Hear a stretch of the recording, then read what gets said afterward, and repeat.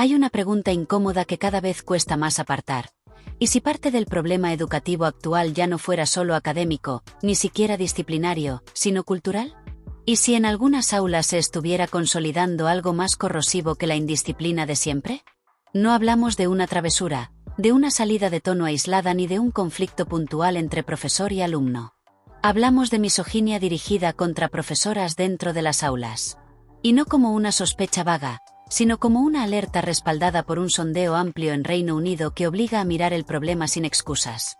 Más de 5.000 docentes participaron en la encuesta del sindicato NASUPT y el dato que ha disparado la alarma es difícil de esquivar.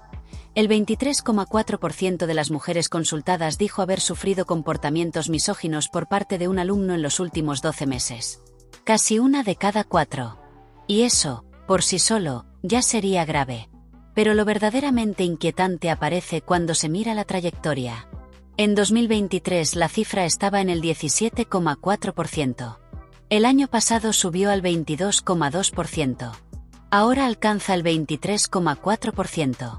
La tendencia no se corrige. Se consolida. Aquí es donde la noticia cambia de dimensión. Porque una cosa es un caso duro, incluso escandaloso, y otra muy distinta es detectar una evolución sostenida. Cuando un comportamiento aumenta durante varios años seguidos, deja de interpretarse como excepción y empieza a leerse como síntoma. Y ese síntoma apunta a algo incómodo.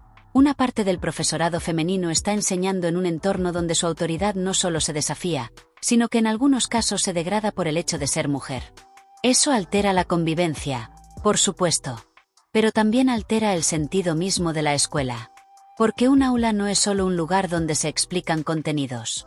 También es un espacio donde se aprende qué significa escuchar, discrepar, respetar límites y aceptar autoridad legítima. Si ahí empieza a normalizarse el desprecio, el daño no se queda en la profesora que lo sufre. Se extiende a todo el grupo. Y lo más perturbador es que no estamos hablando únicamente de insultos directos. Los testimonios recogidos por medios británicos describen un abanico de conductas que va desde expresiones degradantes y burlas constantes hasta comentarios sexualizados, gestos obscenos, bromas sobre violaciones e incluso la creación de imágenes desnudas falsas mediante inteligencia artificial para humillar a docentes. Es decir, el problema no solo crece en frecuencia, también cambia de forma. Se vuelve más sofisticado, más humillante, más difícil de contener y más peligroso para la víctima. Un comentario ofensivo puede quedarse dentro de una clase. Una imagen falsa generada con IA puede circular fuera del centro, multiplicarse y perseguir a una profesora mucho después de terminar la jornada. Y eso transforma por completo la escala del problema. Lo decisivo aquí es entender que esta noticia no habla solo de Reino Unido. Habla de una posibilidad que muchos otros sistemas educativos pueden reconocer. La combinación de adolescencia, redes sociales, discursos extremos y herramientas tecnológicas capaces de amplificar la humillación ya no pertenece a un solo país. Por eso este caso interesa tanto. Porque plantea una duda que atraviesa fronteras. Si este tipo de misoginia ya está entrando en las aulas con esta intensidad, ¿cuánto de lo que parecía un malestar difuso empieza a ser en realidad un cambio profundo en la cultura escolar? Y esa pregunta, que al principio parece lejana, enseguida se vuelve cercana. Porque lo que se está discutiendo no es solo la protección de las profesoras. También es qué tipo de clima se está construyendo para enseñar y aprender en una generación que crece conectada a todo, pero no siempre preparada para distinguir entre influencia, autoridad y violencia. Para entender por qué esta historia inquieta tanto hay que detenerse en algo que a veces se escapa entre los titulares: el desgaste cotidiano. Muchas veces el deterioro de la autoridad no llega en forma de un gran incidente, sino como una suma de pequeños golpes. Una profesora corrige a un alumno y recibe una mueca, una risa, un amor dicho con desprecio, un cálmate lanzado para ridiculizarla delante del grupo. Nada parece enorme por separado. Pero todo junto mina la posición de quien enseña. La convierte en blanco. La obliga a calcular cada intervención. Y eso tiene una consecuencia silenciosa pero devastadora. La clase deja de girar en torno al aprendizaje y empieza a girar en torno al control del daño.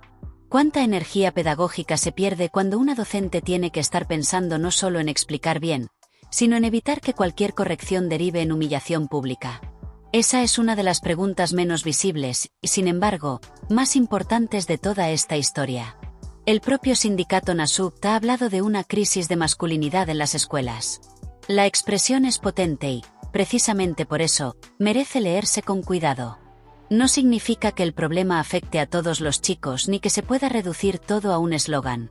Significa que parte de lo que está emergiendo parece vinculado a formas agresivas de entender la masculinidad, la autoridad y las relaciones con las mujeres. Y ahí entra el entorno digital. Los responsables sindicales señalan el peso de la llamada manosphere, esos espacios online donde circulan discursos extremos, simplificaciones tóxicas sobre género y mensajes que presentan a las mujeres como amenaza, objeto o enemigo. El problema no es solo que esos contenidos existan. Es que hoy compiten por la atención de adolescentes muy jóvenes, impulsados además por algoritmos que premian lo polarizante, lo provocador y lo radical. Lo que un chico consume a solas en su móvil puede terminar expresándose en clase a la mañana siguiente, no como teoría, sino como tono, como actitud, como desprecio. Y aquí aparece un contraste fundamental. A menudo pensamos que la tecnología trae problemas educativos sobre todo por el plagio, la distracción o la dependencia de pantallas. Pero esta noticia sugiere algo más profundo. La tecnología no solo facilita copiar deberes o dispersarse. También puede servir para degradar personas, reforzar ideologías hostiles y multiplicar el alcance de la violencia simbólica. La inteligencia artificial añade una capa especialmente inquietante porque reduce barreras. Antes, para fabricar una humillación compleja hacía falta tiempo, habilidades o cómplices. Ahora basta una herramienta accesible. Y eso obliga a replantear el tipo de protección que necesitan los centros. Porque cuando la agresión puede salir del aula, convertirse en imagen y circular con apariencia de realidad, el profesorado queda expuesto de una manera nueva. Además, el sondeo muestra que el problema no se agota en la misoginia. Más de 1 de cada 5 personas participantes dijo haber sufrido lenguaje sexista, racista u homófobo por parte de un alumno durante el último año. Esto amplía el diagnóstico. No estamos ante una sola grieta, sino ante un clima donde ciertas formas de agresividad verbal y humillación parecen ganar terreno. Y si eso se normaliza, la escuela entra en una paradoja peligrosa. Tiene que enseñar convivencia mientras lucha por preservarla dentro de sus propios muros. Eso no significa que los centros hayan dejado de ser espacios de aprendizaje y cuidado. Significa que están soportando presiones para las que quizá no fueron diseñados.